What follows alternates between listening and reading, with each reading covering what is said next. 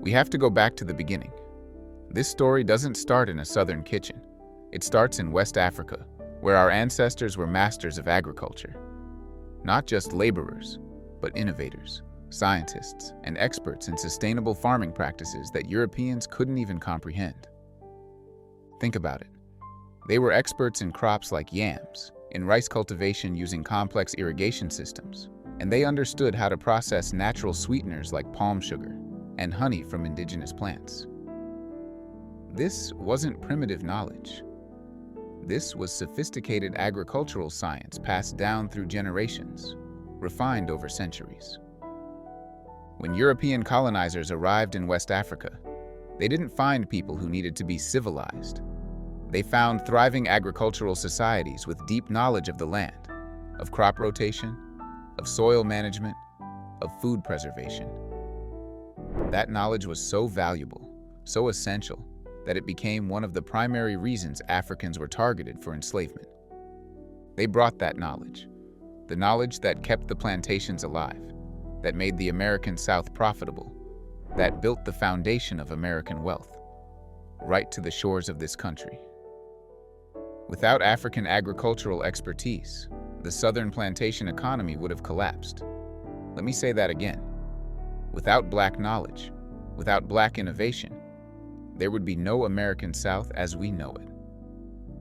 When they were forced onto the sugarcane and rice plantations of the South, they didn't just become laborers. They became the architects of the American desert economy. They were the ones who knew how to plant in the difficult southern soil, how to harvest at precisely the right time, and how to refine the sugar that fueled this country's wealth and global power. Sugarcane cultivation is brutal, backbreaking work. It requires intimate knowledge of the plant's life cycle, of processing techniques, of timing. Europeans didn't have this knowledge. Africans did. Specifically, Africans from regions like Senegambia, the Gold Coast, and the Bight of Benin brought centuries of expertise in tropical agriculture. But here's what they won't teach you in school, what they won't put in the history textbooks, what they deliberately leave out of the American story. The food of the American South is not some colonial invention. It's not European cuisine that was simply adapted to new ingredients. As culinary historian Jessica B. Harris put it, and I want you to really hear this, the food of the American South is the food of West Africa in disguise. That's not a metaphor. That's literal historical fact. The techniques, the flavor combinations, the use of okra and black-eyed peas and rice, the way vegetables are prepared, the emphasis on communal eating, all of this came directly from West African culinary traditions. That expertise, that genius, that knowledge was immediately weaponized against our people. They forced our ancestors to cook for their masters. And in those kitchens, those hot, suffocating plantation kitchens where Black women worked from before dawn until long after dark, a culinary revolution happened. But it wasn't a revolution of freedom. It was a revolution born from restriction, from making something beautiful out of something brutal. They took the limited ingredients they were given, sweet potatoes instead of yams, molasses instead of palm sugar, pecans instead of cola nuts, and they innovated. They remembered. They adapted. They created dishes that carried the memory of home while acknowledging the reality of captivity. And that innovation, that creativity born from survival, became the first thing white America decided to steal. Not with violence this time, but with something more insidious, with credit, with authorship, with the power to name and claim and profit. We'll start with the most obvious act of cultural theft. The battle for the Thanksgiving table, a battle most Americans don't even know was fought. Sweet potato pie is a dish of survival. It's a direct link back to those West African yam traditions, adapted by enslaved cooks who found the orange-fleshed sweet potato to be a perfect, hearty substitute. The sweet potato, ipomoea batatas, became a bridge between the African past and the American present. It was similar enough to the yams of West Africa to carry memory, different enough to represent adaptation and resilience. It was a dessert that was rich, filling, and deeply rooted in the soil our people were forced to work. But more than that, it was coated with meaning. Every ingredient told a story. The spices, nutmeg, cinnamon, ginger, weren't just flavor. They were expensive, luxury items that enslaved cooks had to carefully negotiate for, borrow, or stretch across multiple dishes. The butter, the eggs, the cream. These were ingredients that had to be borrowed from the master's pantry. Ingredients that black cooks had access to only because they were the ones managing those kitchens. Making sweet potato pie was an act of small rebellion, a way of taking the master's ingredients and creating something that belonged to the enslaved community, something that would be shared in the quarters, at celebrations, at moments of joy carved out of suffering. But when America decided to standardize its holidays in the mid to late 1800s, when white society decided what was proper and domestic and American, they chose the pumpkin. And this wasn't an accident. This was a deliberate choice rooted in racial ideology. Magazines like Godey's Ladies' Book, women's domestic science movements, and later, the canned food companies. They all pushed pumpkin pie as the quintessential American tradition. It was clean. It was simple. It could be branded. It could be commercialized. It fit the image of white domesticity, of the idealized American housewife, of a sanitized vision of American history that conveniently forgot who was actually doing the cooking. Pumpkin pie could be traced back to English culinary traditions, to European colonists. It fit the narrative of American exceptionalism, of white innovation. It could be sold. Meanwhile, sweet potato pie remained in the Black South, a dish of memory, of survival, and of identity that was too black, too honest, too connected to the reality of slavery for the corporate cookbook. It couldn't be whitewashed. It couldn't be separated from its origins. So instead of celebrating it, instead of acknowledging it, white America simply ignored it, erased it from the national table. You want proof? Look at one of the earliest American cookbooks, What Mrs. Fisher Knows About Old Southern Cooking, published in 1881. The author, Abby Fisher, was a formerly enslaved black cook who became an award-winning entrepreneur in San Francisco. She couldn't read or write. The cookbook was dictated to friends and supporters. But her culinary knowledge was so profound, so respected, that she won medals at cooking exhibitions competing against trained white chefs. Her book documents the sweet potato pie, along with dozens of other recipes that represent the foundation of American Southern cuisine. Our people wrote the recipe, documented the techniques, proved the excellence before the corporations wrote the history.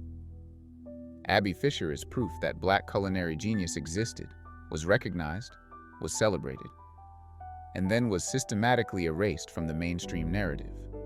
They tried to erase it, but they couldn't. They just rebranded the substitute as the original, pushed pumpkin pie into every American home through advertising and cultural pressure, and left sweet potato pie in the margins. That's the mechanism of white supremacy in the kitchen. Not destroying the original, but replacing it, overshadowing it, making it invisible while profiting from adjacent traditions. Now let's talk about luxury, about status, about class performance, and about the color red. When you walk into a high-end bakery today and see that red velvet cake sitting in the display case with a price tag of $70, $80, even $100, you're looking at an artifact of appropriation. You're looking at theft disguised as sophistication. The true roots of red velvet are found in the black Southern tradition of devil's cakes. Deep, dark cocoa cakes that were rich, complex, and carried a slightly tangy flavor profile. The red color, and this is important, was originally a natural reaction between the buttermilk, vinegar, and the non-Dutched cocoa powder. This wasn't artificial. This wasn't about aesthetics. This was chemistry. Black cooks understood this reaction, mastered it, controlled it. They knew exactly how much buttermilk to use, how much vinegar to add, how to balance the acidity to create that distinctive reddish-brown hue. This was culinary science happening in kitchens where the cooks had no formal training, no culinary degrees, no recognition, just knowledge passed down, experimented with, perfected. It was a rich, complex cake that was a staple in Black households, baked by Black domestic cooks who were the real culinary geniuses in the elite homes of the North and South. These women, and they were almost always women, worked in white households, cooking elaborate meals for white families, and then returned to their own communities and created their own culinary traditions that were often far more sophisticated than what they were paid to cook. Then came the Waldorf Astoria Hotel in New York City in the 1920s and 1930s, at the height of American capitalism, at the height of Jim Crow segregation. The hotel took the cake, added a mountain of red food coloring to make it dramatic and visually striking, slapped a fancy name on it, and marketed it as a symbol of high society luxury. They positioned it as a new creation, an innovation of their pastry chefs, a symbol of American refinement and elegance. The Waldorf made it famous. They created the mythology around it. They took the credit. They made millions. And the Black women who had perfected the recipe, the women who were the invisible hands who shaped American cuisine, as food historian Toni Tipton Martin calls them in her groundbreaking book, The Jemima Code. They couldn't even enter the dining room to eat the cake they made. They couldn't afford to stay in the hotel they worked in. They couldn't bring their families to celebrate their own creation. That is the tragedy of this history. That is the violence of cultural appropriation. When the Waldorf made it luxury, they simultaneously made the Black creator invisible. They severed the cake from its history, from its community, from its meaning. And in doing so, they committed an act of historical violence that we're still living with today. Pecan pie is another classic example of corporate erasure, and in many ways, it's the most insidious because it's the most complete. The pecan tree, Caria illinoinensis, is indigenous to North America, particularly to the southern regions and along the Mississippi River Valley. Indigenous peoples had been using pecans for thousands of years, but the cultivation, the commercialization, and the mastery of how to use it in a dessert, that came from the deep culinary tradition of the Black South. Enslaved cooks, working with the limited ingredients available to them, often using molasses and brown sugar. The cheaper sweeteners, the inferior sweeteners that white households didn't want, created pecan pie. They took the indigenous nut, combined it with African-influenced techniques of creating sweet, dense pies, and made something entirely new. These early pecan pies were darker, richer, more complex than what we know today. They carried the taste of molasses, which has a depth that corn syrup can never replicate. They were less sweet, more nuanced. They were, in the truest sense, artisanal creations made by people who were never allowed to be called artists. But in the 1930s, during the Great Depression, when American corporations were desperately looking for new markets, the Caro Syrup Company stepped in with a calculated strategy.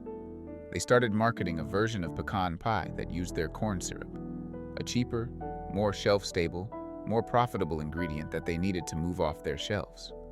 They pushed their recipe hard, marketing it to white Southern housewives as a new, easy, and modern dessert. They printed the recipe on their bottles.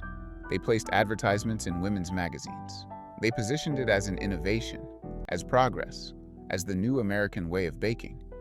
Think about the message embedded in this marketing.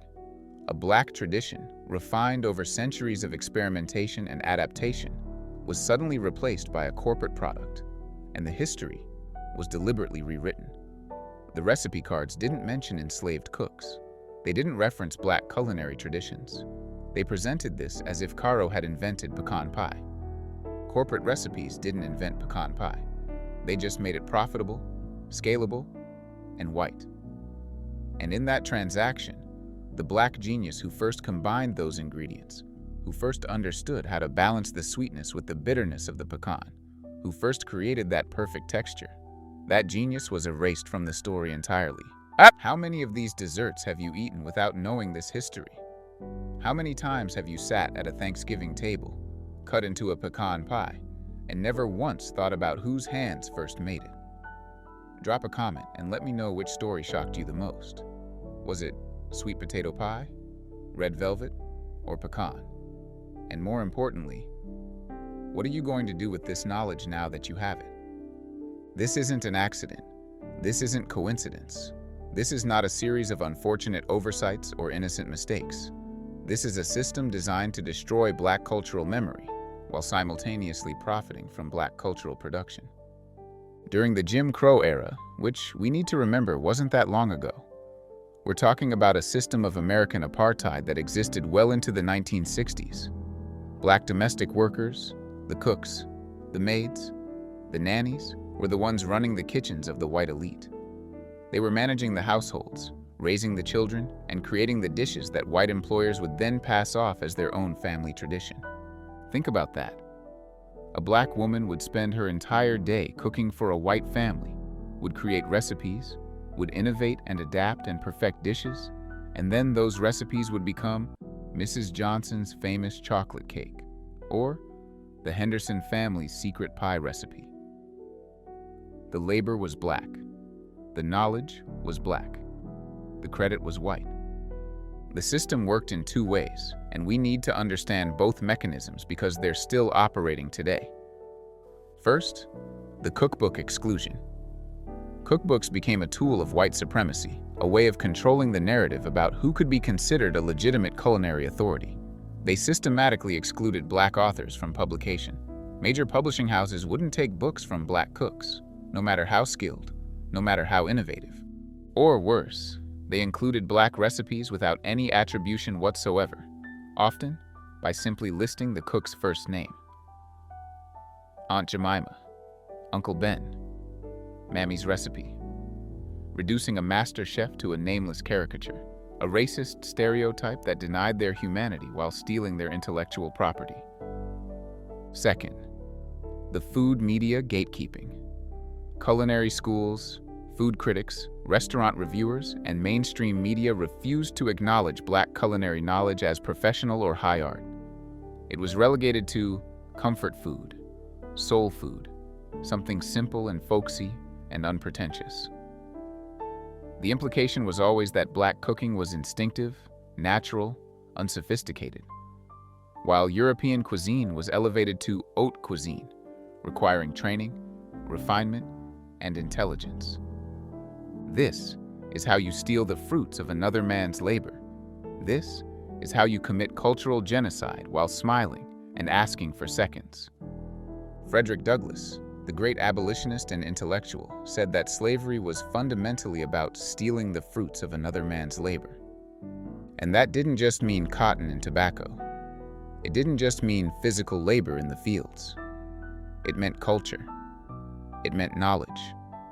It meant the soul of the dish. It meant taking everything that made a people who they were, their food, their music, their language, their stories, and claiming it as American, as universal, as owning no particular origin, except the white imagination. The consequence of this erasure is still playing out today, right now, in every major city in America. When Southern cuisine is marketed globally as simple comfort food, when it's featured in glossy food magazines and expensive restaurants, it's done without acknowledging the complex, often heartbreaking, history behind it. The food is celebrated. The techniques are praised. The restaurants win awards. But the people, the Black cooks who created it, are forgotten, are marginalized, are still fighting for recognition. We have Black culinary giants like Edna Lewis, the grand dame of Southern cooking, who spent her entire life fighting to restore the integrity and recognition of Black foodways. She wrote cookbooks that were love letters to her ancestors, that documented techniques and recipes that were disappearing. She trained younger chefs. She spoke truth about the origins of American cuisine. And yet, even today, she's not a household name the way Julia Child is. And today, chefs like Mashama Bailey, like Tanya Holland, like J.J. Johnson, are still fighting for recognition, for funding, for the same opportunities that their white counterparts receive automatically. They're still having to prove that the food our ancestors created is worthy of the highest praise, worthy of Michelin stars, worthy of investment. The same system that excluded the black cook from the Waldorf dining room is the same system that makes it harder for a black chef to get a loan for a restaurant today, that values a white chef's interpretation of Southern cuisine more than a black chef's ancestral knowledge. The theft continues. The erasure continues, just with better marketing. If you're learning something new right now, if this history is opening your eyes, if you're feeling angry or sad or motivated, I need you to do something for me. If you're liking this content and you want to continue to help us put out videos like this, videos that tell the truth, that restore dignity to forgotten pioneers, that challenge the dominant narratives, please hit that subscribe button. We're trying to bring these black stories to everyone. Stories that deserve to be told. Stories that were deliberately buried. Stories that need to be remembered if we're ever going to move forward, honestly. And drop a comment below. What other black food traditions do you think have been stolen or erased? What dishes does your grandmother make that carry this history? Let's build this conversation together. Let's create a community of people who refuse to forget. This is why we tell these stories. This is why we do this work. Every time you learn the true history of a dish, every time you understand who really created it and under what circumstances, you are not just eating food. You are participating in an act of historical remembrance. You are fighting back against the erasure. You are honoring the people who came before. The next time you bite into a slice of sweet potato pie, remember Abby Fisher. Remember her medals. Remember that she dictated an entire cookbook because literacy was denied to her, but culinary genius could not be. Remember the enslaved women who perfected that recipe under the most brutal conditions imaginable, who created beauty and sustenance and community in the midst of violence. Remember that every recipe is a document of survival. Every dish is a testament to resilience. Every flavor is a memory carried forward. Because black food is not just a part of American food. Black food is the foundation of American food. Without black innovation, without black knowledge, without black creativity, there would be no American cuisine as we understand it today. That's not an exaggeration. That's historical fact. When your grandma cooks, she isn't just feeding you. She's preserving history. She's carrying forward knowledge that powerful people tried to erase. She's participating in an act of cultural resistance just by remembering how her mother taught her to make that pie. And now, you know where that history truly came from. Drop a comment below and tell me, what black dessert do you think is the most underrated? What recipe has been in your family for generations that deserves to be celebrated? Let's celebrate the genius they tried to erase. Let's speak their names. Let's make sure the next generation knows the truth. And if you're enjoying the content so far, hit that subscribe button down below. I'm trying to spread these black stories to everyone, to make sure that history is told by the people who lived it, not by the people who profited from it. I'll see you in the next video.